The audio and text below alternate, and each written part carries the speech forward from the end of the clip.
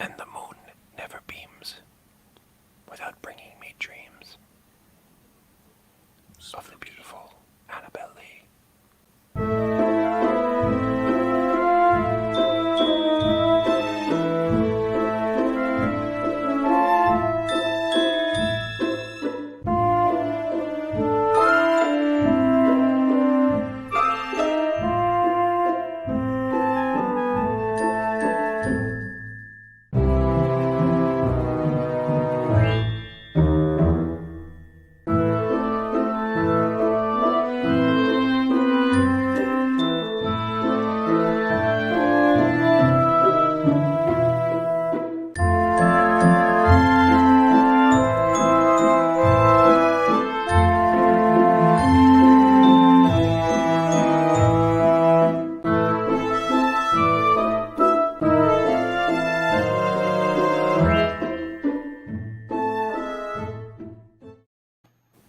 Hello, everybody. Hello, Mr. Ridgely. How are you this beautiful Sunday evening? Excellent. What an exciting show tonight. What an exciting guest. I am super excited. I'm super excited. We'll get to that in a minute. Before we start, this lovely, beautiful episode of The End of the Night is brought to you by none other than Film Hub. Film Hub is really the greatest distribution resource for all your independent film makers out there and all your independent film needs. Go out and check out Film Hub. They get you on all platforms that you could imagine. They're just a wonderful, wonderful, and fair company to work with. Film Hub, check them out. And speaking of wonderful companies, don't forget StreamYard. That is who we use to broadcast. If you like how we broadcast and how it looks, go over to StreamYard and take a look. They do have a free trial. No. Joe, I had an action-packed weekend. Hello, Mr. Meany. I hope you're well. On Friday, it was the last Friday of my daughter's senior year of high school. She still has a couple of days of school next week, but so that was exciting. Saturday, I went all the way out to Amityville, Long Island, where the great Amityville Horror House is, and where the all the horrific folklore of the Amityville Horror House. Of course, that is the place where my dear friends who I grew up with decided to have our reunion, our big Middle Village reunion. And this was all the kids who I grew up on 77th Street, and all these kids, we grew up together within a block or two of each other. And believe it or not, after not seeing most of these folks in almost 30, 40, some of them 40 years, we all got together and we convened at a sports bar, and we had such a wonderful, wonderful time. And if any of you guys are watching tonight, I love you all dearly. Thank you for coming out. I had such a wonderful time. I got back home at a reasonable time. I got out to do my shoot this morning, so everything went wonderful. It was just a wonderful time to see old friends. Keith, how are you, my friend? I hope you're well. Hope you're having a wonderful weekend. Now, Joe, before we get into the nuts and bolts of this lovely evening, your wife and daughter have a wonderful company. Let's hear about it. Absolutely. Thank you. Hearts of the Mystic Folk. They are doing all natural. I always screw this up. I don't get this right. I call them smelly things to their faces, but they're all natural scented waxes that they have been making. So please go ahead, check them out. Hearts of the Mystic Folk. They are on Facebook right now. They're getting their webpage started, so that should be up and running properly by Monday. That's awesome. CJ, I wanted to tell you that I'm packed up your signed, autographed Mr. Hush. It will go in the mail tomorrow. Thank you for all your support of the show. You're awesome. Jason, an Amityville reunion. Funny story. Halloween, Goosey Night, October 30th leading into October 31st, 1988. Me and my dear friend Tom Morales broke in to the actual Amityville house on Ocean Avenue in Amityville. It was one of those time frames. There were long time frames when that house was empty because It was very to this day, it's very difficult to sell, even though it's a waterfront property. But it was one of those long periods of time where the house was empty, and me and my buddy Tom, we got a 12 pack of Schlitz Ice and a 12 pack of Meisterbrow, because I think they were like $1.99 back then. I think they still are, if they still exist. And we broke into the Amityville. They had one of those basement windows with those glass that went like this. What are they called? Like shallots or something? Do you know what I'm talking about? I know what you're referring to. Yeah. And we went in and we were blasting Traveling Wilburys and Huey Lewis in the News and John Mellencamp. Of course, if anything's going to ward evil spirits away, it's those artists. And we sat down there and we ate Doritos and we listened to the Monster Mash album along with that.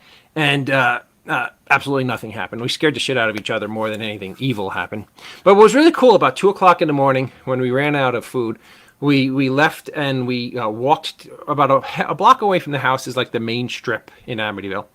And there was a bar, and we wobbled in there, and we could have sworn that Jim Morrison himself was performing there. It was very, very, very creepy. So that's my big exciting Amityville story. Ed, I hope you're well. Thank you for joining us tonight. Scott, welcome. Thank you. Where have you been, man? You gotta become a regular, man. This is the show, man. And Ken, I hope you're well. I hope you're having a wonderful week and weekend and everything's copacetic. Wait a minute. Roy Orbison is Satan, right. Not if everybody had to pick on poor Roy Orbison, really. I have a few films I want to go over, but before I do that, is our lovely and talented and dear friend and co-host, beloved by an entire generation, but known on this show as Grunkle Scott. Is Grunkle Scott Schiaffo around? It looks like he is. Ladies and gentlemen, without further ado, Grunkle Scott Schiaffo. What's up? Hello. How are you, Grunkle Scott? I'm doing really well, brother. How are you? I'm not doing great because I have a whole bunch of people who are coming up to stay in my house, friends from Texas and family, next week. And my air conditioning, the outside unit popped. So I have central air, so the thing outside's broken, and now I'm sweating my cojones off, and I hope that I can get it done. I have a similar story going to the Amityville house on Easter Sunday, 1989. No break-in, but was chased by the family members who felt we were disturbing their family dinner. Wow. So you went the year after. Those people were probably relatively new in their house, and you're like looming around and scaring them, man. Come on, what are you thinking? Wow. Uncle Scott, what's cooking with you, brother? Anything exciting going on? Well, I got a shameless plug happening here. Okay. I was sent this beautiful T-shirt from Scott Overman, who I believe piped in a second ago. He is with 3 Alarm Comics, who are the coolest folks going. They also were very kind to my animal charity, so I want to thank you for that. And we all know Shared Universe, Mike and Ming, the wonderful Ming Cheng, and Mike Zapsik, the all things podcasting in southern New Jersey. So just wanted to get that right out off the bat because it is a shameless plug for those folks. They're great people. No, Scott Hooverman, thank you. Thank you for watching the show. Thank you for being an awesome guy. If Scott Schiaffo says you're an awesome guy, you are an awesome guy. Now, tonight, we are honored and privileged to have, it's fair to say, just an unbelievable pop culture icon, a wonderful actress, and just a very, very kind and wonderful human being. Catherine Mary Stewart will be joining us in just a few minutes. I'm super excited that she's going to be on. She's in some of my favorite movies of all time. And she'll be joining us in just a few minutes. But I have a segment that I like to do before the guests come out. Films that I suggest people to see. Some of them are lesser known, and some of them are well known, but have been out of the picture for a while. Scott, do you have any that you wanted to share with us this week? Oh, man. You put me on the spot. I'd probably not, because I would just make you guys crazy with stuff. But I will prepare for another time. Night of the Comet. Aha, I see what you did there. That's a great movie. I actually got to watch Night of the Comet with the lovely Catherine Mary Stewart at the Pocono Cinema not too long ago. So it was awesome to be able to see the film with our lovely guest tonight. That's pretty cool. I don't know if you guys, well, if a lot of you seen this, this movie I think is almost 20 years old already. But it's a really cool, spooky, kind of suspenseful thriller, haunted house kind of movie. But I was a big fan of it. Did either one of you guys see The Others with Nicole Kidman? Yes. Ah, I Yes. know I saw it, and now I'm having a hard time remembering details. Yeah, that was one of those really endings. You know, it was a great throwback haunt movie that was very reminiscent. You love that one? I did too, Ken. It was very reminiscent to a great film I saw with Oliver Reed and Betty Davis called Burnt Offerings. So if you guys liked Burnt Offerings, you guys will love The Others. It was just a reverse Sixth Sense. Jeff, that's a perfect thing. And I don't want to keep Catherine very long, but there's one other movie I want to touch on. Because I'm an enormous fan of this guy, and I hope both of you guys seen this movie. But did you? Kevin Kline's The Emperor's Club is just a hidden gem that a lot of people. Is that you haven't seen it or you don't like it? No, I haven't seen it. The Emperor's Club. It has Patrick Dempsey and Kevin Kline. And is just, I mean, if you like Robin Williams what's the movie with him where he's a high school teacher? I'm having a brain fart. If you like Dead Poets Society, and if you like Good Will Hunting, you will love The Emperor's Club because it was just a wonderful, wonderful, smart film. All right, without further ado, let's get our lovely and super talented guest on here. A woman who really needs no introduction. So many wonderful films, so many wonderful television series. Also an accomplished stage actress. Ladies and gentlemen, Catherine Mary Stewart. Yay! Thank you so much for joining us tonight, Catherine. How are you?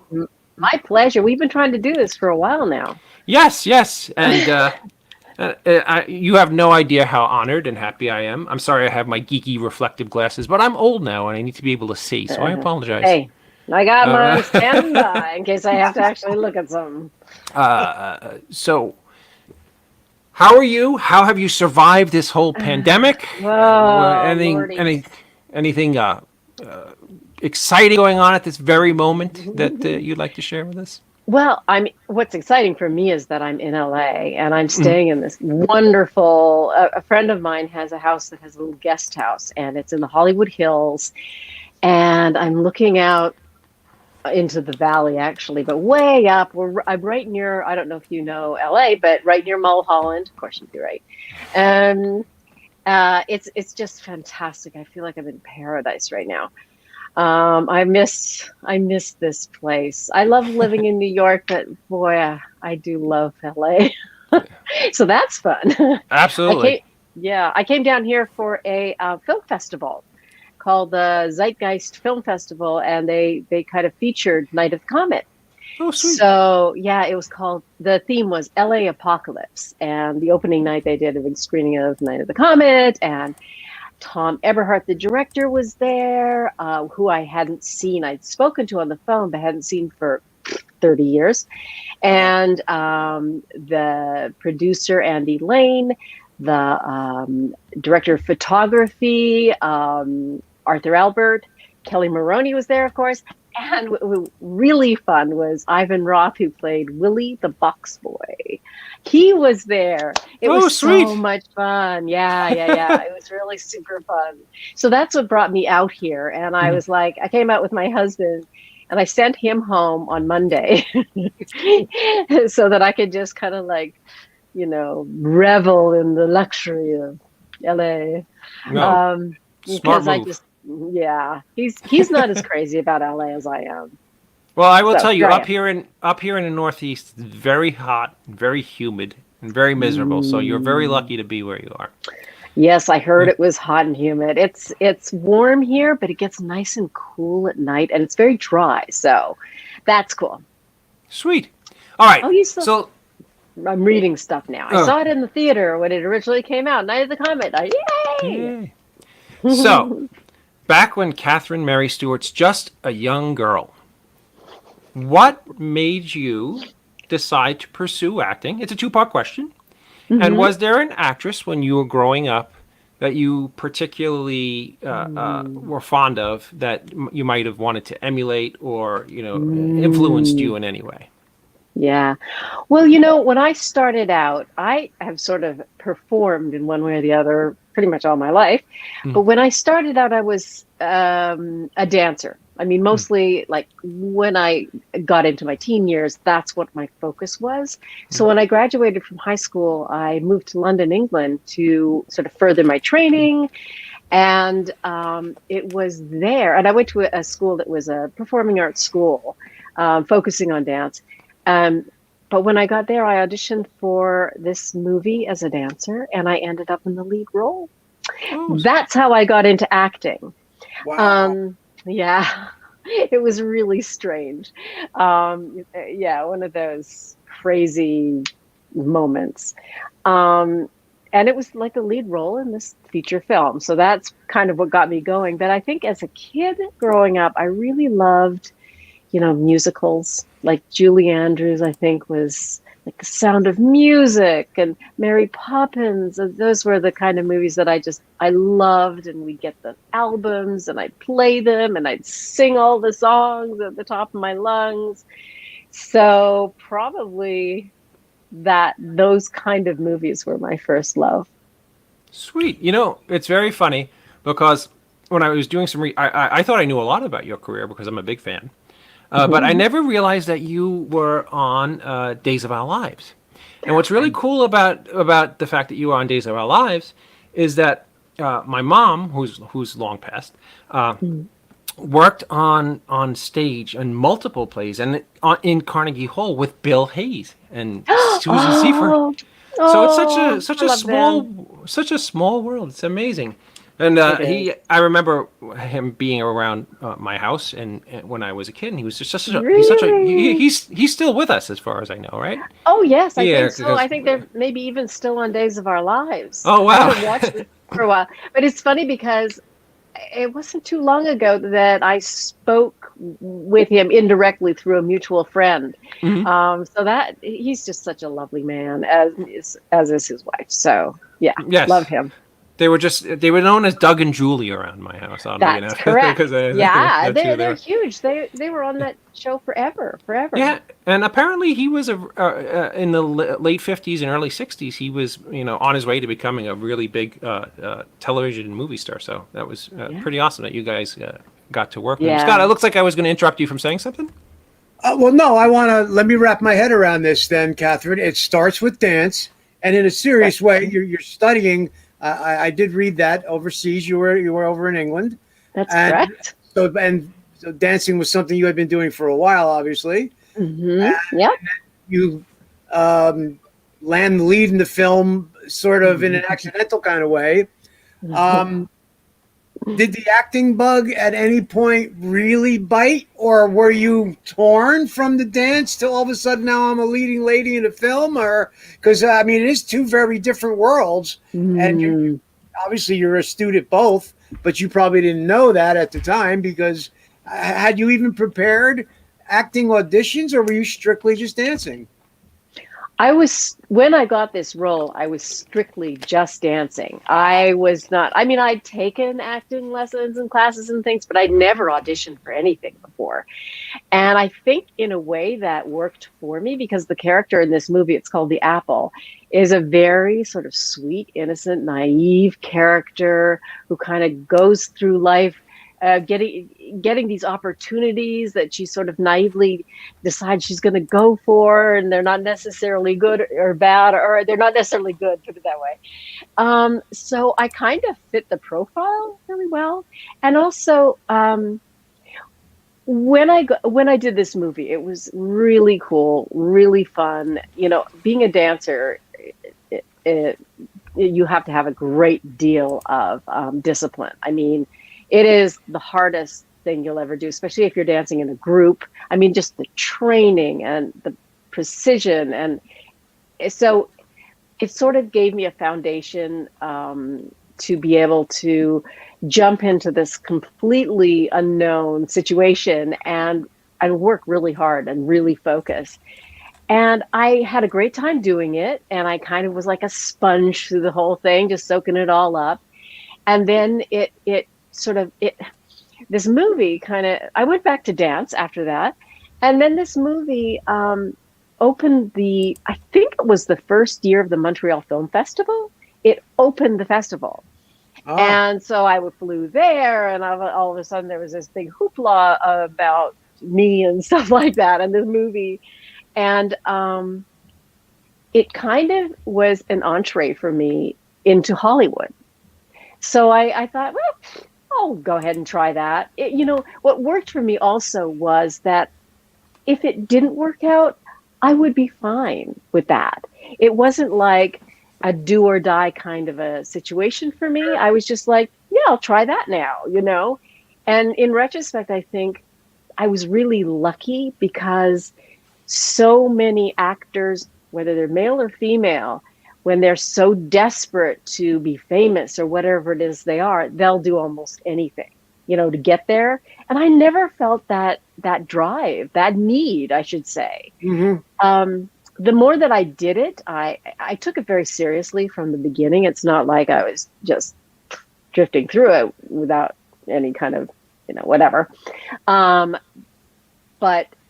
I just didn't feel that incredible pressure on my shoulders all the time. And like I said, I think that worked for me. So I would go into different situations more relaxed maybe, and not feeling like I had to do whatever it is I had to do to get the role, Sure. So from that festival on, was it now headshots and acting auditions? And were you like really longing to dance, or? Yeah, that's it. Yeah. It's funny you should say that because I absolutely, when I was first in LA, I was absolutely taking dance class because I really love dance. So I was still taking class the first few years that I was in LA. So it was a sort of a little bit of a tug, but it got very busy acting wise very quickly. So when I got an agent based on this movie that I'd done, it was like bam, bam, bam, bam, bam, bam. I was like the new product in town. I fit that perfect. Yeah. That is the greatest story ever. I knew about the dance and I knew you were over in London, but to hear it happen like that is like a real mind blower. And you're probably right about not having that actor. A lot of actors, especially early on, wear it on their sleeve, whether it's desperation or they come in with actorly things that the director tries to chip away at. You didn't have any of that. And also, what better way to be in control of your body, your instrument, than to be a dancer? That's like the ultimate. But there's another film I know Dave will mention that I don't want to get too ahead of myself, Dave. But, no, go ahead. You can touch on everything. You did a lot of training with guns for the Penelope Spheris film Dudes with Daniel Roebuck, that's true. a friend of the show. And now, how far into the journey was that? I think you were doing films for a bit before Dudes. Right. Yeah, I love that movie so much. I just everybody in the crazy friends of this show love that movie. For the movie, for you, for Roebuck, for Cryer. I'm a Cryer fan as well. Yeah, Penelope Spheris. Right. When I heard you were going to be on it during the pandemic, I caught up on a lot of reading. And two of the books I had read, you were cited in because you're in Weekend at Bernie's. I read McCarthy's book, and you're in Cryer's book because of Dudes. And then I also saw that you had done a lot of work with the gun because you had to do a lot of, really cool stuff with the gun. Yeah, that's right. I did. I was supposed to be really good at I don't know, a real sharpshooter or whatever you call it. Right, And you were so teaching him. that's correct. Right, So right. yeah, John Cryer comes to town, and they end up staying with me. They're trying to avoid these really bad guys. They end up staying I run a gas station, and they end up staying in my place. And John Cryer and I end up getting a little romantic.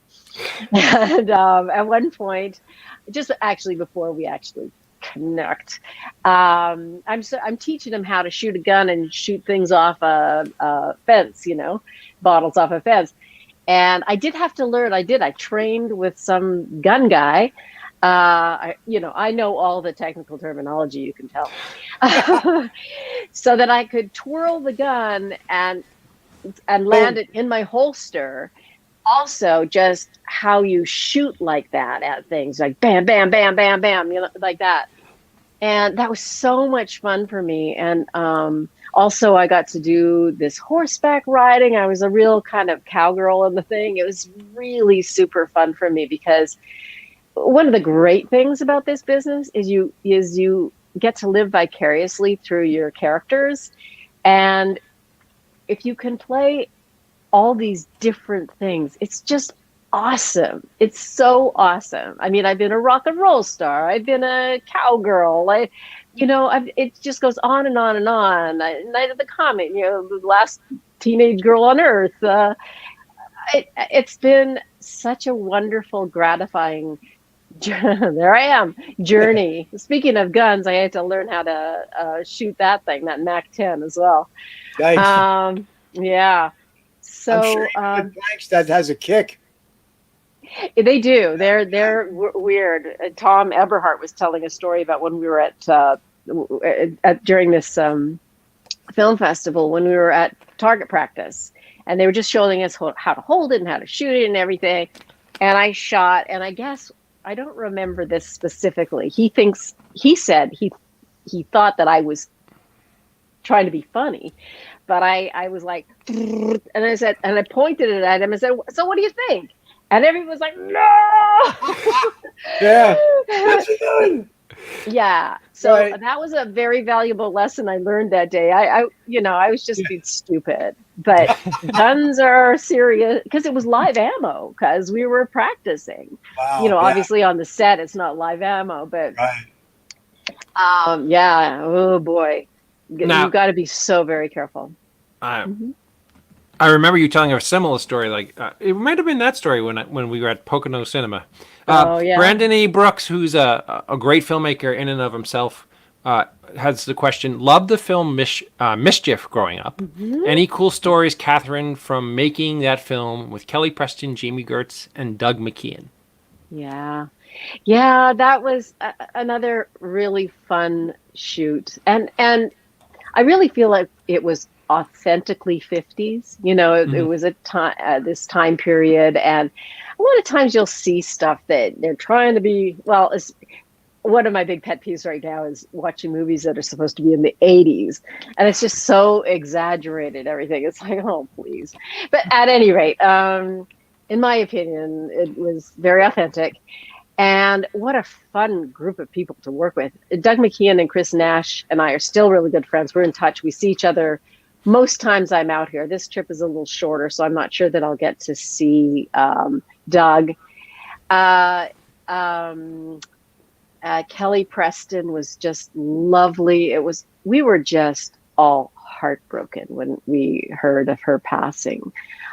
So very, very sad, because the way she came across on camera and in interviews and all that other stuff was truly who she was. She was just a lovely, funny, smart, beautiful woman. Mischief was one of the very first movies that she did. And she had some stuff in the movie that was pretty challenging in terms of like a little bit of nudity and stuff like that. And I remember kind of being a shoulder for her to lean on, or an arm to lean on, whatever, because she was nervous about that stuff. But I was like a support system, but she did it beautifully. And the director, Meldansky, was very good about the whole thing. Everybody was just, taking it very seriously and really good about it. This was a film with just a bunch of kids. I mean, I was probably the oldest one in it, actually. And, you know, kids, when they're together in a set in Ohio, they have fun. And it was, but the thing about this one was it wasn't like bad stuff. It was crazy things. Like there became this, there was this stuffed animal that became like passed around where Doug would get a hold of it. If like Kelly had it in her, he would break into her hotel room, kidnap it, and then hang it out the hotel window, you know, for all to see. And then next day it would show up in the makeup trailer, hanging by its neck. I mean, there was this kind. One time we were coming back to the hotel after the shoot, I think, and whoever it was of the actors that weren't working that day had taken one of the other actors, all of their clothes, and hung them out one of the windows. It was a big, huge sack full of stuff just hanging out the window. And we're driving back to the hotel after working that day. And it was like, oh, man. We knew it. The big thing, the big rivalry was really between Kelly and Doug, from what I can remember. But there was all sorts of fun, sweet, innocent stuff like that going on. We all hung out together on the set. On the weekends, I remember we would, you know, hire boats and canoe down rivers. And it was just a lot of fun, a lot of camaraderie. And I think a really underrated movie. One thing, it was originally called Heart and Soul. And it was a very, very sweet story about just, you know, the transition sort of from teen and graduating high school to adulthood. And it's such a difficult transition for everyone. It's a story that everybody can relate to. It was a little more serious than it ended up being, but we finished shooting and 20th Century Fox was changing hands. And I think Porky's had come out recently and made a ton of money. And so they wanted to make it more into like this sort of sex romp. So they changed the name into Mischief. And the poster is, you know, Kelly falling out of a car with Doug McKeon holding her panties up. And that was never the intention. The writer was Noel Black. And it was basically an autobiography of his life. He was the Doug McKeon character. And it, you know, so this is what can happen with movies, obviously. But I still think it's a lovely movie. Yeah, you know what's also an interesting side note about that film? Jamie Gertz is now the richest person in Hollywood. Is she really? Yeah, by like a lot.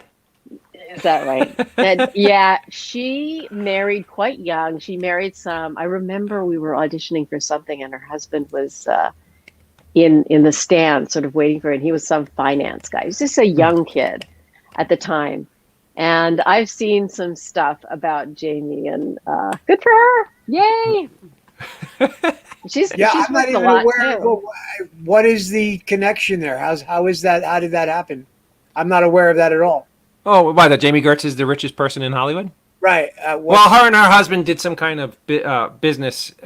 They worked together in finance, and they're worth something like $150 billion with a B dollars. Oh, and wowee. I think they own the Cleveland Cavaliers. So yeah, I think there's some sort of team involved too. Yeah. Yeah. I haven't actually spoken to Jamie for years and years and years and years. But I have seen little things pop up every once in a while. No, it's very interesting because when you think of like who's the richest celebrity, you automatically think like Oprah Winfrey, perhaps, or you think, you know, George Clooney or Robert Downey, you know, somebody.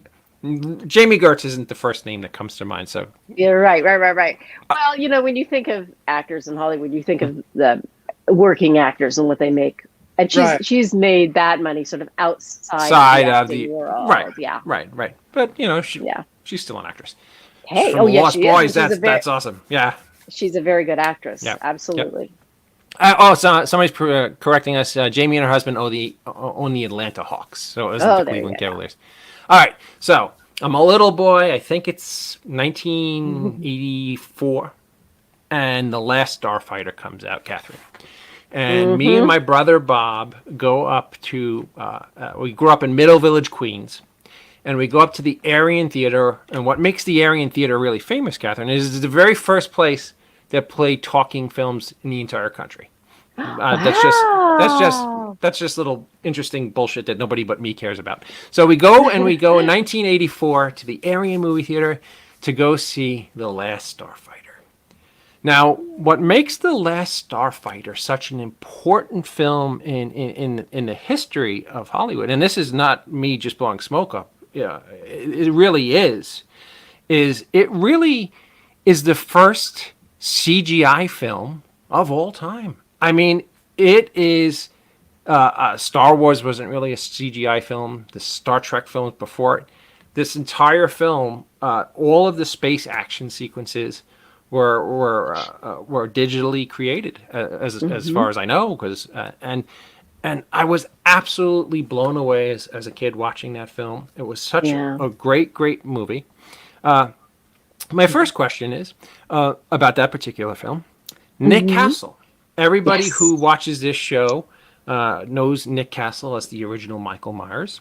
That's correct. Somebody put up Nick Castle, aka Michael Myers, directed The Last Starfighter, also starring Dan O'Hurley from Halloween 3 and Lance Getz from Halloween 2. Everybody put those up. Yeah. Wow. So it must have been an interesting film to work on with there being so much CGI and with Nick Castle being, one of the pioneer filmmakers of having to make that all fit. Right. What was it like working on that film with it being such a pioneer film in the film industry? Well, here's the thing. We didn't know that all that stuff was going on behind the scenes, the CGI, the creation. I literally found out what was really happening, like at the 25th anniversary screening, because I had all the technical guys there and they were telling all these stories. And I was like, what? Because while we were shooting, they were scrambling to create these programs for the digital special effects. Had never been done before. And they were really not sure if they were just going to use practical special effects, just the regular, like in Star Wars and whatnot, or if they were going to try this new digital stuff. And I guess it went right up to the wire. And while we were shooting, they didn't know. They didn't know what they were going to be doing. I remember the one special effects scene that I had was when the starfighter ship, I don't remember what it was called, Gunstar.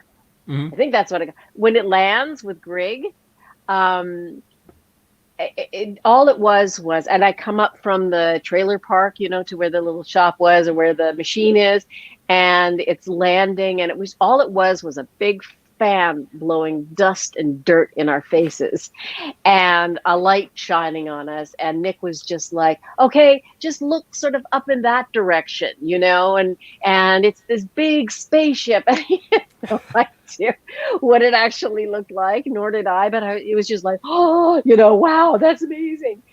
So we really had no idea what it was going to look like. I know we did some pickup shots at Lorimar afterwards where Lance is in the Death Blossom and spinning all around, and they had him sitting in this sort of open cage, and they literally were spinning him all around. So they incorporated that into the special effects, and maybe by that time they knew what they were going to do with that. But mostly it was the outer space kind of explosions, and when the ship was kind of going in and amongst the rocks that were, and they were avoiding the enemy. I know that they wished that the technical guys who created all that stuff, they wished that they had had more time to refine it, but they just literally they wanted more detail, and Mm-hmm. they were on a run, and they were starting to figure things out. I guess there were men and women in booths just like on their computers, and every once in a while there'd be a eureka. They'd figured something out. That's how new it was. They were figuring it all out. So literally it looks very simplistic. There was somebody on Facebook who said the other day, they should go back in, because I guess they could do this, and update the special effects, make them better, make them clearer, and all that other junk. And because he can't get his kid to watch it because it's not it's not good enough. They're so simplistic from today's standards. But most people, that started a whole conversation, and on Facebook, this whole long thread about, no, we don't want to change it. We love it the way it is. People who love The Last Starfighter love its sort of, innocence, I guess. Yeah, and it's charm. It's funny because I remember when I was a kid, I went and I saw Christopher Reeve's Superman. And when I went in and Superman busts out of Lex Luthor's underground cave and through the city and right into the camera for the first time, I mean, I remember gasping in awe when that film came out. And I remember when I went to go see Last Starfighter that these wonderful spaceship fighting action sequences were just terrific. In retrospect, now seeing countless movies and MCU movies and where the technology goes, I could see it's dated. It looks somewhat like a video game. But when I watched it in 1984, it was movie magic to me. And that's what's important. They should not, as far as I'm concerned, mess with it. Because if you can't fill in the dots with your imagination for something that was made in 1984 and was a trailblazer that is kind of a precursor to the way every movie is made now, you shouldn't be allowed to watch movies. So I think The Last Starfighter was just fantastic, and you guys, everybody involved in that were literally trailblazers. You love they were great movies. They were fantastic. Yeah. Oh, thank you. Yeah, I'm so happy to have been a part of The Last Starfighter, for sure. And in fact, I had dinner with Lance Guest and his wife and son, and Cameron Dye, who's also in the movie. He plays one of the friends in the back of the pickup truck. He's kind of plays a jerky guy, but we're all still really good friends. Yeah. Mm-hmm. Now let me ask you something, and if I have his name wrong, I don't have the IMDb in front of me, but was it Robert Preston in that movie, correct?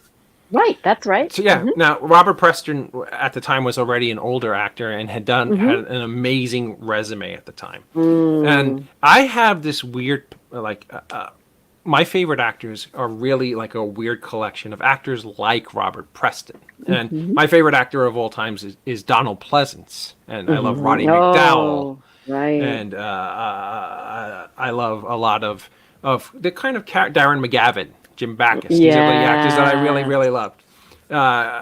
Peter Falk. Now, what was it like to work with Robert Preston? Because he seemed like it would have been so unbelievably cool to work with Robert. Yeah, honestly, I had no scenes with Robert Preston. Lance Guest has some great stories about him, because which maybe you can have Lance on the show to talk to you about that. But I did get to meet him. I mentioned earlier that we did a bunch of pickups after the main shoot was over at Lorimar. And as I was arriving, Robert Preston was leaving, whatever shot that they did with him. And I think it was Nick Castle who introduced us. And he took my hand and he kissed it, and he says, "It's a pleasure to meet you, my dear." And I was just like, oh. He glowed. You know what I mean? He had this aura about him that was undeniably beautiful. And he's iconic. He's one of our iconic actors of all time. From what I understand, the role that he played was written for him based on his character in Music Man. So, of course, he just slid right into it. But Lance says he was just wonderful to work with. Lance was sort of ultra concerned about, it was a low budget movie. You had to get it in like 2 takes at the most. And so he really wanted to be prepared every moment. And I guess Robert Preston was so gracious about just letting him rehearse as much as he wanted to. He had lots of stamina and energy, even though he was, I think, maybe in his late 60s at the time. So just a gentleman and an icon. Yeah, and before we go any further, I mentioned all those great actors like Robert Preston and Donald Pleasance and Roddy McDowell and some wonderful actresses like Jean Stapleton. I want to say that just talking to you right now on this silly little show that we do here, just talking to you now, you have that something special, that magic, that aura that makes you in a category of wonderful performers. So that is so kind of you. Thank you. No, absolutely, That's so absolutely. Sweet. You don't get to do this and do as many wonderful projects as you have done if you don't have that magic touch. So you're awesome. The next film, I have so many things I want to talk to you about. So and I promised I wouldn't keep you super long. So let's go to The Night of the Comet. Yes. Night of the Comet, great film. Tell us a little bit about how you landed that role, and what do you think specifically about that film? What do you think makes it such an iconic film as far as it having such a rabid genre fan base? Yeah. Good question. That's all loaded. Okay, I'll be here for another hour and a half. Okay. So I had done The Last Starfighter by that time. And I think it gave me a little bit of cred. It was I had this lead role in this movie, The Apple, and then I got The Last Starfighter. And so I went in, and I don't think I had to read right from the very beginning. I think it was like they paired me with another actress, Heather Langenkamp. She was in Nightmare on Elm Street. Yeah. And we were sort of similar types, so it really felt like it fit well. And she and I read together, and Kelly Maroney read with another actress who was very blonde and looked a lot more like Kelly. And that made sense to us. So when I was told that I got the role, I didn't know who got the role as my sister. And we were asked to come in to the studio because they were going to do some photos, sort of family photos that ended up in the movie. And we were both sort of surprised when we saw each other because we figured if we were going to be cast, we would be cast with the people we auditioned with. So it was really wild that they chose kind of the opposite of each other. But Kelly and I got along really well right away, and I think it worked out just fine, in terms of being sisters and not looking exactly alike. I think that's one of the reasons, to answer more of your question, that the movie itself works as well as it does is because she and I got along so well. And I think we had really, really good chemistry. And we were such different characters as well in many ways.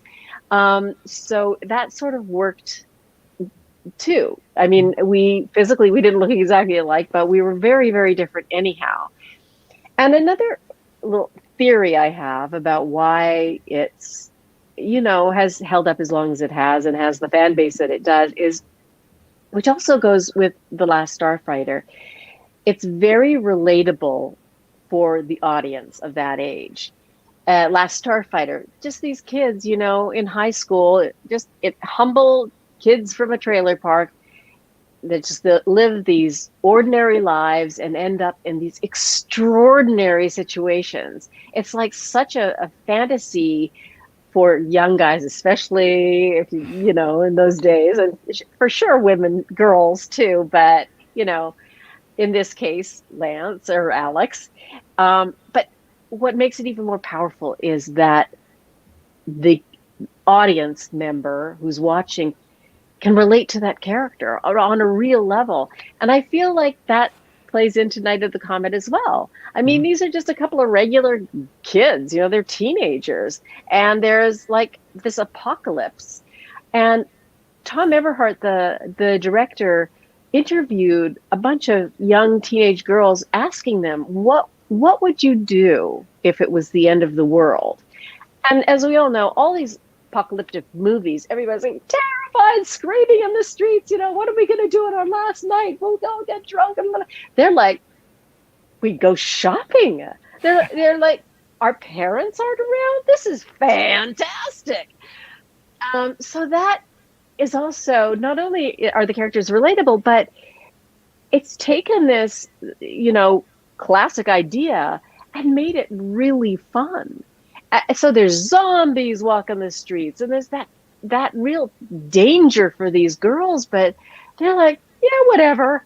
So that it's really sort of tongue in cheek. One of my favorite scenes is where I fight off this zombie, and I don't really grasp exactly what's going on, but you know, I'm just kind of like pissed off because, you know, the guy just slept with in the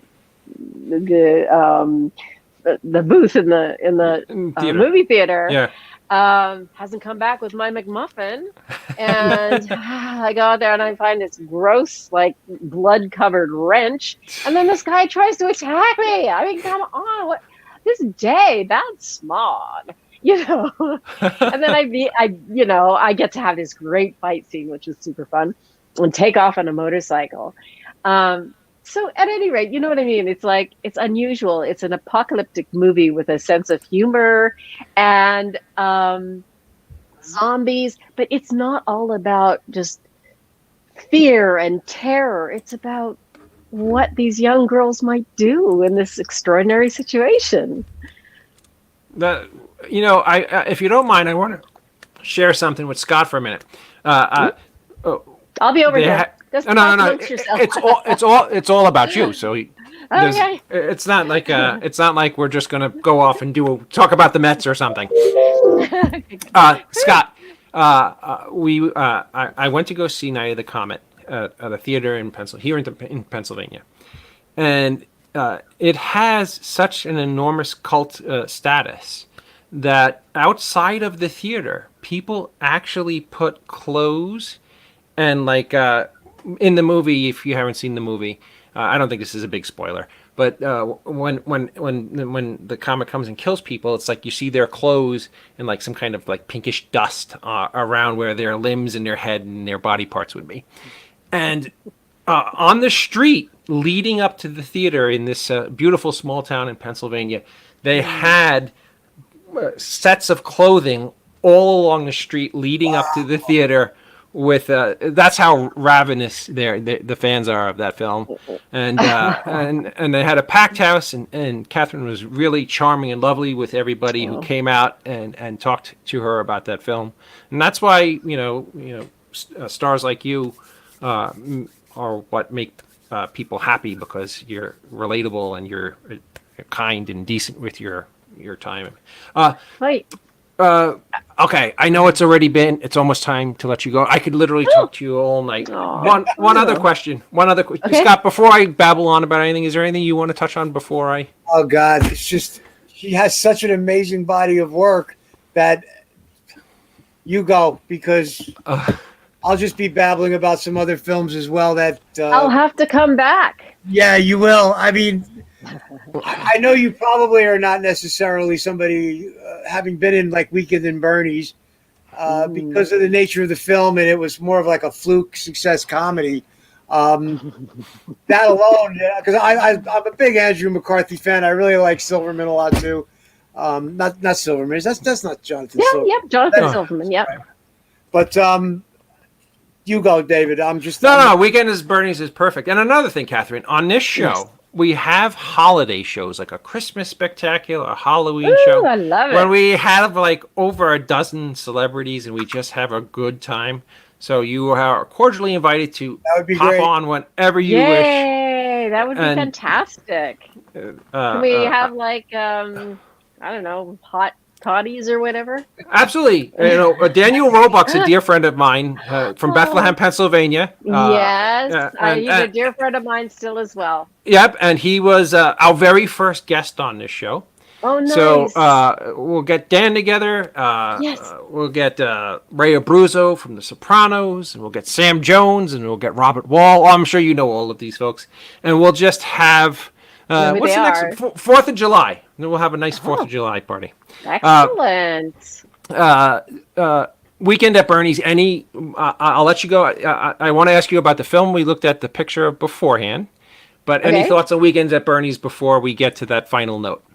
Yeah. Well, that was so much fun. That when I auditioned for that, I auditioned with Ted Kotcheff and Jonathan Silverman. It was just the three of us, and I went in to read, and I absolutely blew it. I just forgot all the words. I was just like, oh God. But it was just the three of us. There weren't any other actors there or anything. They just wanted to see me, I guess.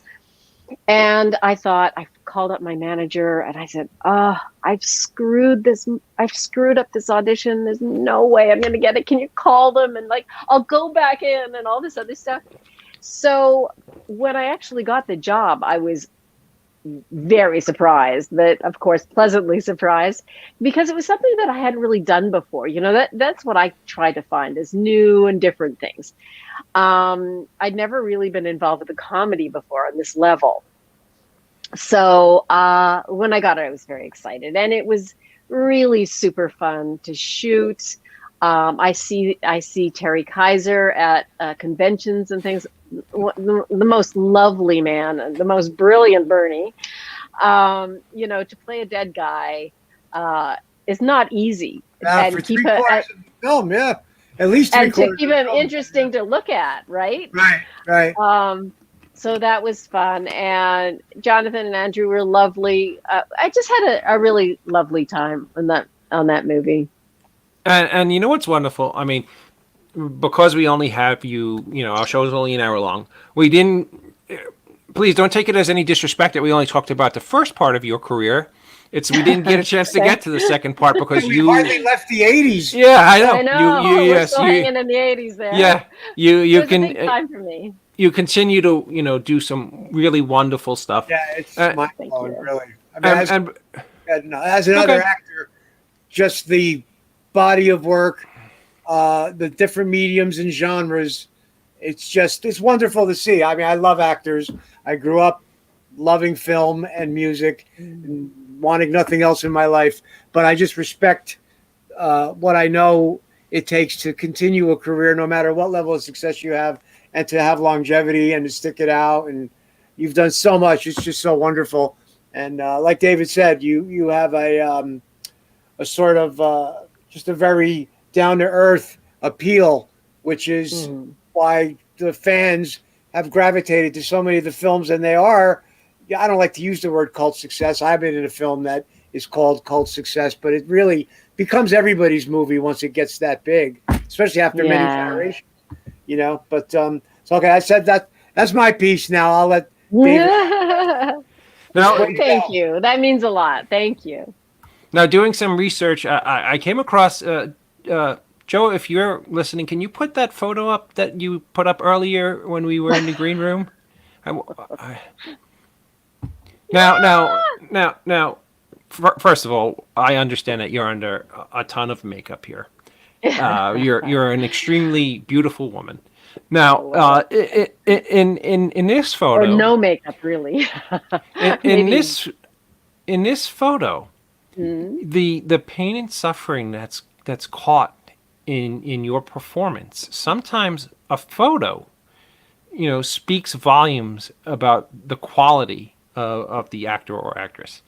And for some reason, when I seen this photo, I was taken aback, and I desperately want to see this. I know it's a short film, and is there anything you could tell us about that is now you're because you're in it. I know that your performance is fantastic, but it's just I don't know, something about that photo really was gripping. Is there anything you could Thank share you. about what's going on in that scene Well, or yeah. anything? Well, so this was actually a pilot for a series. It's called Death's Door, and it's based on a book written by a doctor who is a sort of an end of life doctor. So we shot this. Enrico Calantoni, do you remember him? Do you know who I'm talking about? I remember him so clearly from Just Shoot Me. He's done a ton of stuff, and I'm not All sure right. that I'm saying his last name correctly. He's lovely. He's a lovely man. He was in it as well. He played the doctor. But my character in this was I had some sort of horrible brain cancer that was making me see things and getting very confused, and it was sort of wrecking my motor skills and everything.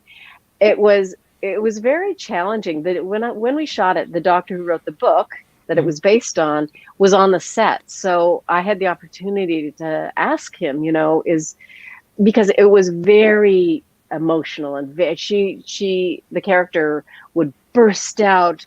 She would see things and she was very upset, and she was just sort of, her mind was just going all over the place, but mostly she was incredibly upset. And he said that however it was I was portraying it was accurate. So that was interesting, but it was very challenging not really knowing what it was I was supposed to be doing just based on, what he was telling me to do. It was very emotional, very emotional. Well, it's funny because if you look at that photo, the human suffering that you were able to capture just in your eyes, and in the way you have your mouth slightly disjointed, and it's just it's riveting, and I really want to see that performance. One other question Thank you. before we let you go. I saw a really cool movie lately. It has nothing to do with you. I'm just curious if you saw it by any chance. But did you see this movie called Spontaneous?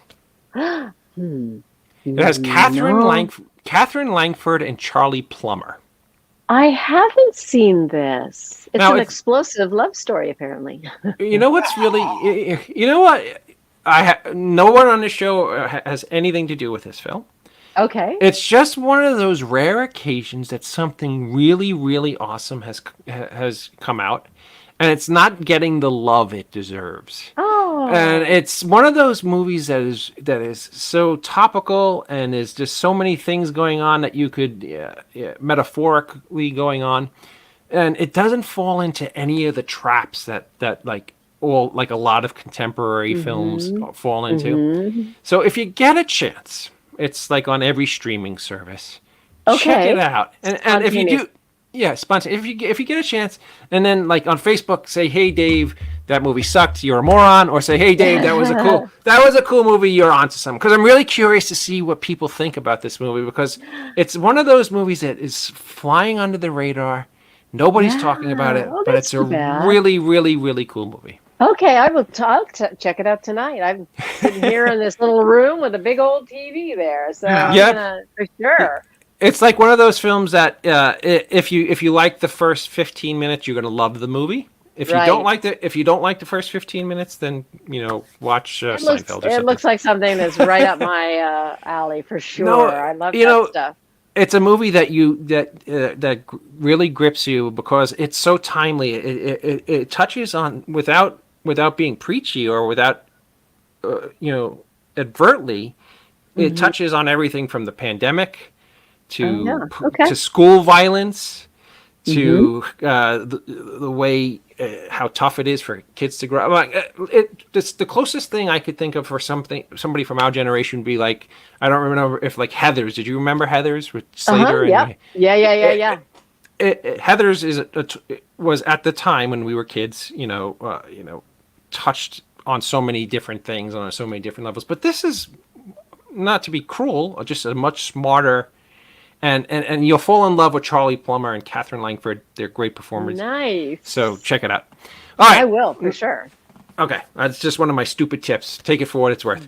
Nah, Catherine, can you tell everybody out there watching tonight where they could find you on social media so they could follow your wonderful career? Oh, sure. Okay, so I have a Facebook page, Catherine Mary Stewart, Facebook. I am on Twitter my handle is at CMSALL because at Catherine Mary Stewart was too long for Twitter, apparently, when I first tried to get that on. So it's CMSALL. I'm on Instagram, Catherine Mary Stewart. I have a website that we're working on at the moment. We've been working on it for a while, but it's at www.catherinemarystewart.com. And you can email me too at info@catherinemarystewart.com. Ask me about photos if you want. I can, through PayPal, send you a photo. So yeah, I'm around, and I try to stay as current with what's going on Facebook as I possibly can, and answer messages. And I try to. I'm not perfect at it, but I do like to stay in touch with everybody out there because, frankly, I wouldn't be here if it wasn't for you. So I appreciate you all. There it is. There it is. Mr. Ridgely, I know there was a thought that you wanted to share with Catherine before she left. I don't know. We're going to have to do that another time because that'll take entirely too long. My question is, are there any projects coming up that we should be looking for? Okay. Well, I actually just shot this great little film. It's called Ask Me to Dance. It's a romantic comedy. This friend of mine, Tom Malloy, he's a writer, producer, and this is his directorial debut. He and I have done 5 movies together, including At Death's Door, where he was an actor in it. But the other movies that I've done with him, he wrote and produced and acted in as well. It's about West Coast swing dancing, which he's like passionate about this kind of dance. So he's done a couple of movies on that, both of which I've been in. And during the pandemic, I did a lot of writing. My writing partner and I wrote this script that has been optioned at a production company in Canada. So we'll see what happens with that. Where I plan to direct it, and I'm also going to star in it, be in the lead role. It's a sort of a mother and daughter thing. And let's see what else. The business is really starting to pick up again, so I'm starting to audition a lot more. So we'll see what happens with that. But I also really want to get into directing more. That's kind of my passion at the moment. That's kind of the route that I want to move towards. So we'll see how that goes. I have a project in August, actually, that I'm going to be directing the second unit. So I'm excited about that. Yeah. Congratulations. Nice. And one other question, are you going to be on the convention circuit at all? Sure. When they come back, I'll probably be doing some conventions. I know they do some convention stuff online. I haven't done one of those yet, but oh yeah, for sure I'll do them if I'm asked to. Yeah, they're great. Well, if you need a really corny actor, you know where to find me. If you need a really good actor, you could always reach out to Mr. Schiaffo. A lot of filmmakers watch this show. A lot of directors, and I want to say, if you're watching this show and you see how lovely Catherine is and how talented she is, she's really like that in person. She'd be an asset to any production. She's just a wonderfully kind human being. And Catherine, I wanted to thank you for coming on my show tonight. It was my pleasure. It was absolutely awesome. Everybody. I'm without words. Catherine Mary Stewart. Yeah. Oh, thank you guys. You were awesome. And awesome. Please, if you ever have anything you need to announce or promote, you have carte blanche to stop on the end of the night whenever you wish. Oh, thank you. Awesome. I might do that. I might take you up on that. Come back. You got something you want to share? Please do. Okay. And Chuck Curry sends his love. He just sent me a little Facebook message. Oh, that's so sweet. Thank you. Love him. Ladies, thank you, Catherine. It was awesome seeing you. Be well, and safe travels back to the East Coast. Ladies and gentlemen, Catherine Mary Stewart. Good night. Thank you, guys. you. Good night. Good night. Wow, what a sweetheart! What an Just awesome guest. yes, Wow. just a really, really incredibly kind human being, a sweet person, just a great actress. You know, has done some great, wonderful things. And I wasn't saying those things about her having that quality that very few actors and actresses have. Thank you, Emmett. By the way, if you are anywhere in Orange County, New York, or Pike County, Pennsylvania, go to Haven for Heroes. Wonderful, wonderful store. Go say hello to Emmett Garnham, the owner. He takes care of the kids in the community, and he's just a wonderful, wonderful guy. But back to Catherine. Catherine has just got a genuine glow to her, and something that commands screen presence whenever she's on the screen, and it's just something that you can't fake. It's something that you have to be born with, and she was blessed to be born with it. So what I brought up to David behind the scenes was, all right, so this picture, and then this picture, I'm reminded of Terminator and Terminator 2, and they both, Terminator and Night of the Comet, both came out in 1984. I was trying to look up to see which came out first, but she could have done Linda Hamilton. Oh, absolutely. Yeah, there was probably crossover, and there was probably just the amount of stuff she might have been reading for throughout those years that maybe she got cast in something else. She couldn't read for that, but there's a lot of. She's just amazing in the sense of how much she has done and how wonderful she looks, because she doesn't look to have had that much time in the business, you know, top shelf gigs and shit and movies and TV shows. And it's the dancing kept her in the fountain of youth. She's dancing in the fountain of youth. Yes. And Awesome. she's just incredibly sweet. She should do a memoir. I hope she does a memoir, because from an actor's point of view, you know, I love reading about other actors who I've followed for years, and I bet she would have tons of she could have been on for hours and we would still be scratching the surface. You know, I'm glad you said that, Scott, because I just completed my memoir, and it's going to come out in a fortune cookie, oddly enough. It's just a little piece of paper. Remember in those bubblegum machines where you get that little mini book? Terminator came out one night before. Look at how CJ just knows this stuff. He's like the smartest dude. And CJ, I did not forget your Mr. Hush. I promise you, it's already packaged, going in the mail tomorrow. Yeah, CJ's an awesome guy. He's been really great to the animal charity too. So thank you, CJ. Yeah, and we had a lot of people. And to my daughters and wife's store. Wow. Thank you. Yes, they Again. They just a lot of people chimed in tonight. I didn't get to say hello to Sean Smithson, who was on. We love you. I'm sorry. Yeah, you're part of our family. Thank you for watching the show. And Haza, thank you for watching the show. You're awesome. There were just so many comments coming tonight. I couldn't get to see everybody. Keith and Brandon and Hef and CJ and Ed McKeever. Scott Meany and Jeff Lineback, everybody who was a part of that's going to be one hell of a cookie. Well, that was awesome. And a shameless plug for me and Scott.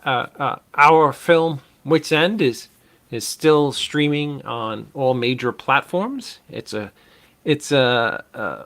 cool. Get it? Cool. See what I did there? I see what you did there. It's the perfect movie to cool off with, because I'm freezing my balls off in like 12 feet of snow. And it was so check out Wits End. What are you laughing at, Ridgely?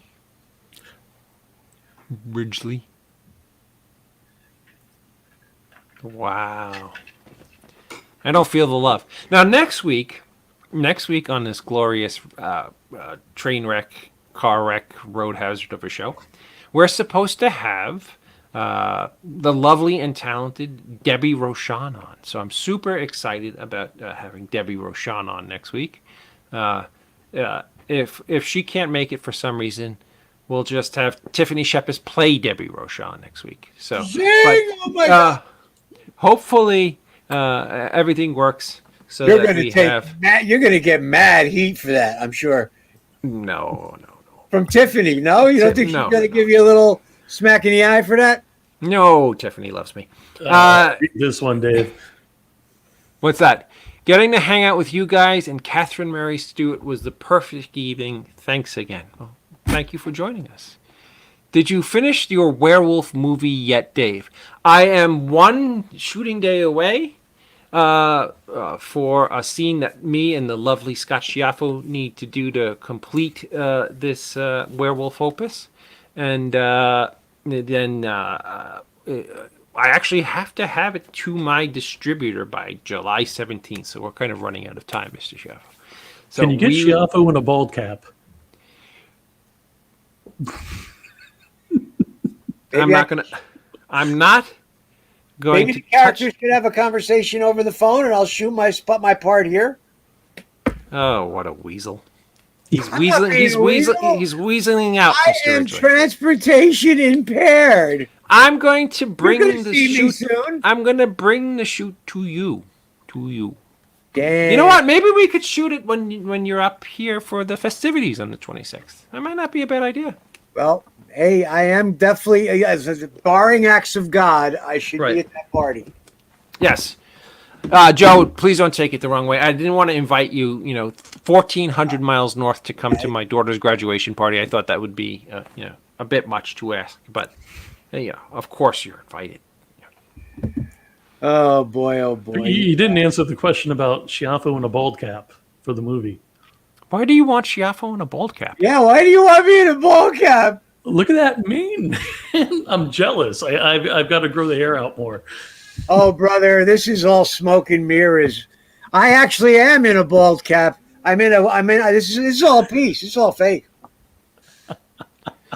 By the way, it's going to be very, very difficult for Scott to pull this performance off in Full Moon Fever because he actually has to play my friend, somebody who actually cares for me.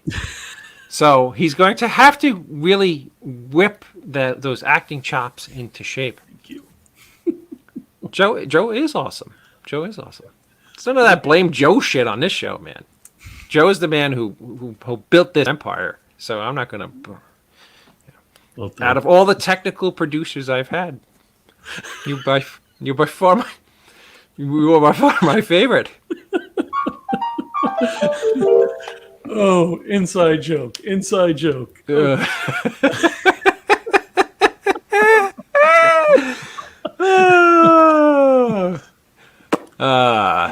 With that being said, I need to get like a kazoo or something because Scott's got the keyboard. David, you have. I got the honker, but where'd the honker go? The honker's gone. I need something here. Somebody stole my honker. I have the water gun. Yaka yaka. Did you guys ever see the Family Guy where Brian does the helicopter noise like fooba fooba fooba fooba, and then at the end the helicopter actually comes and it goes fooba fooba fooba fooba. Do you have any idea what I'm talking about? I think I do, but you were referring to Fozzie Bear a second ago with the yaka yaka. Oh yeah. No. I don't know. I'm giddy. I'm hot. My air conditioning's broken. You had an awesome guest. We did. Yes. And I have awesome guys hanging out with me now. With that being said, everybody, we all love you all very much. Thank you for joining us on this show tonight. I want to thank the extremely lovely and super talented Catherine Mary Stewart for coming on and sharing her wonderful wisdom and her career and everything with us. She's just awesome. I'm blessed to have met her and have some communications with her. She's just a wonderful human being. So thank you, Catherine, for doing our show tonight. Scott, you have anything you have coming up or that you want to share with everybody before we sign off? Well, plug the shirt again also. Shared Universe, Ming Chen, Mike Zapsik, The Place for Podcasting, and 3 Alarm Comics did a mashup between those two. Unbeatable stuff right there. And these really cool shirts. I mean, they're pretty damn cool. They're pretty damn cool shirt. I have to correct you on something, Mr. Schiaffo. This is the place for podcasting. Oh, no, it's podcast. Streamcasting. Right. Shared Universe is a podcasting studio. I love putting you on the spot. I'm just teasing you, Mr. Well, you know what I'm saying. Yeah. I mean, I love those guys. Obviously, I'm super partial, but you know what he's saying, Joe? He's saying that he could give a shit if you and I got ran over by a tractor trailer. It's those guys over there. I'd be out of here, But and I'd have my before own I show met- a week later.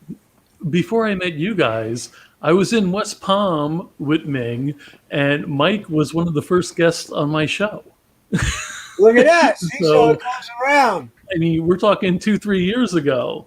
And I've got pictures with Ming hanging in West Palm and pictures with Mike hanging online. And so I can respect it. I'm not the answer David was looking for. Do you want to hear who my when I started doing I did a show for in grammar school that I literally record on cassette tapes, and the school would allow me to interview people and then play them on the PA system over lunchtime.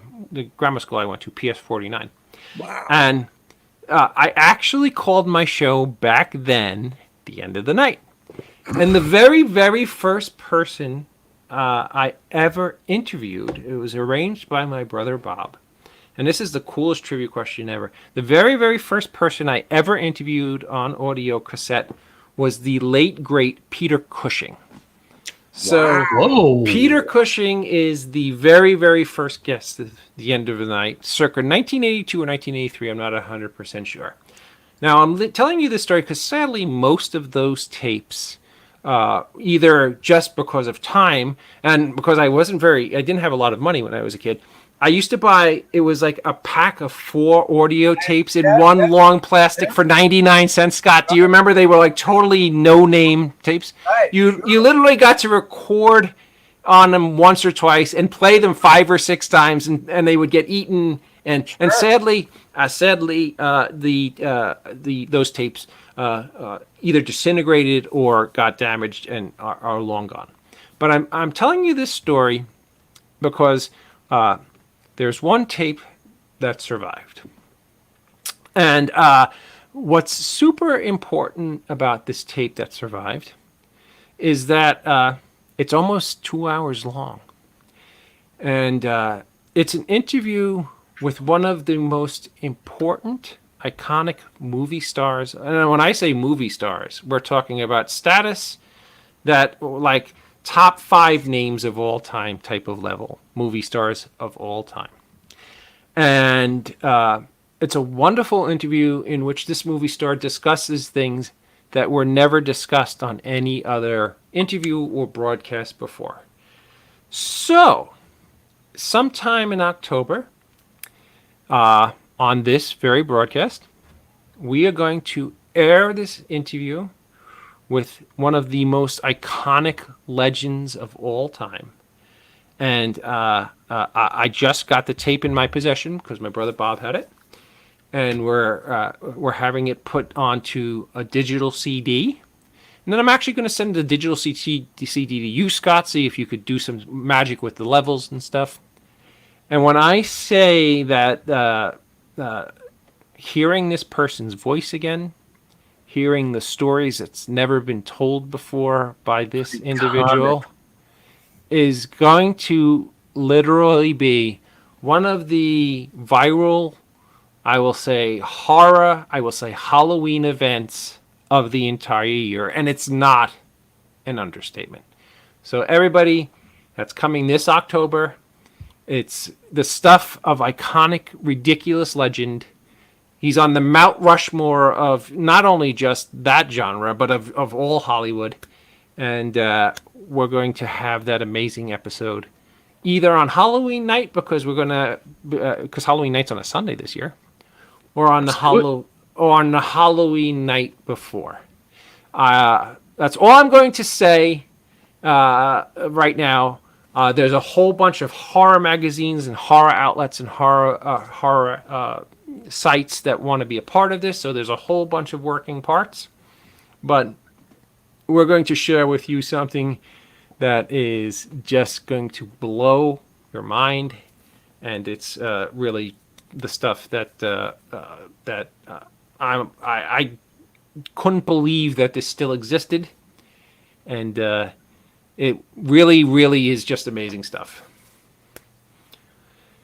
When are we going to know? October is still a summer away. I think we'll probably start. We're going to announce it probably in the first week, maybe the second week of July, because this really needs that kind of build-up, because there's so many working parts. We're probably going to do it because the interview runs a little bit shade under 2 hours, so maybe we'll do it over 3 episodes.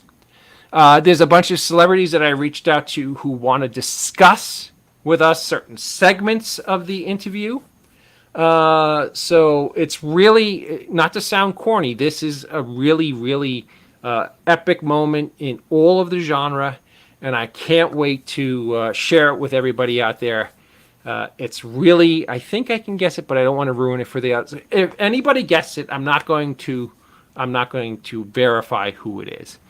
But when we announce it, it's not going to be like, really, he thinks that person is a major Hollywood icon.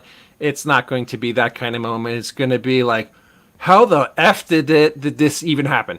So and never before heard. And never before heard. Yeah, that's really amazing. And this person talks about their most beloved and iconic roles, and stories and anecdotes that he was only comfortable to share with people that he was dear friends with my brother at the time. He was very comfortable with talking to. So we're super excited. We even have this person's website and their Facebook page going to be involved. They're going to stream it with us. It's just a really big, huge event. We've had some really blockbuster events on this show before, but this one is going to be a wonderful, wonderful event, and you're going to be talking about it for a while after we do this. It's going to be just a lot of fun, and I'll leave that at that. I'm sorry, I went on a 20-minute diatribe about that one thing. I apologize for being so wordy. Well, I'm sure there'll be great care taken in that tape to CD transfer. Yes, and it's all a matter of just the how exciting. I got to listen to maybe about 30 minutes of it before it was taken away to be properly transferred. Yeah, well, you don't want to risk maybe something happening to it. Right, because it can never be replaced. Get it Well, on. I thought it wasn't on one of your 99-cent tapes. No, it was one of the rare occasions I had one of those black and silver BASFs. And I think I paid, instead of 99 cents for 4, I paid $2 for 1, which at the time was the going price for a decent cassette. High bias. It was high bias. Yes, high bias. So I understood the magnitude of who was being interviewed, and so I wanted to see if it could be preserved forever. And when we actually announce this, you'll see it all over the web, because it's a big to do. I'm super excited. Woo! And that's all I'm going to say. Alrighty. Joe, is there any housekeeping or anything I forgot before we tell our lovely friends and family we'll see them next week? Absolutely. So everybody who is tuning in still, please make sure you like and subscribe to David Lee Madison's The End of the Night on Facebook. Also, Tech Defects on YouTube. Please, that's where these shows are archived. And I think that is it. Okay. Again, I want to thank Catherine Mary Stewart for coming on. She was super cool, super sweet, super kind. Next week, it's funny because every time I book this show, I book somebody the week before, and then it never winds up being that person. But right now, it's supposed to be the lovely and talented Debbie Rochon.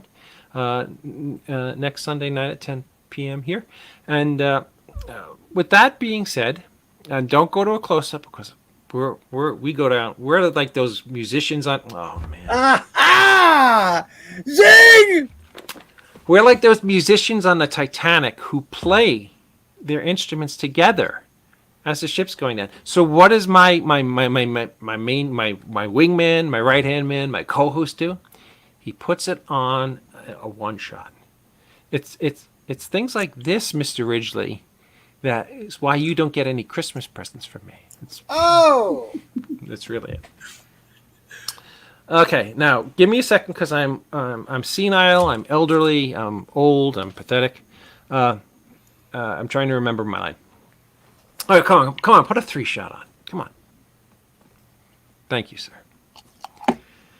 Remember, no man is a failure who has friends. We'll see you next Friday.